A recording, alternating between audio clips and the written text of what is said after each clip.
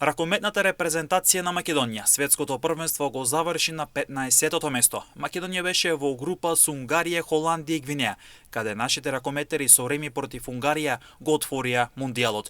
Потоа следуваше мечот против Холандија, каде судиите беа во преден план и тој меч за жал го загубивме, но покажавме карактер и одлична игра.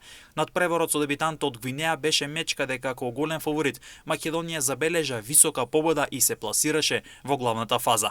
Во главната фаза ни следува нови 3 надпревари. Првиот меч против Австрија, каде ремизиравме, па славевме против Катар, а се одјавевме со пораз од големиот фаворит Франција.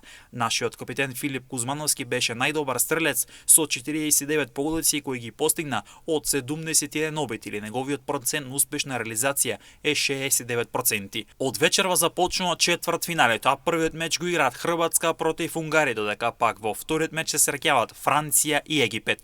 Утре репрезентацијата на Данска ќе се судри со Бразил, а пак Португалија, која е хит на мундијалот, оди на мегдан против Германија.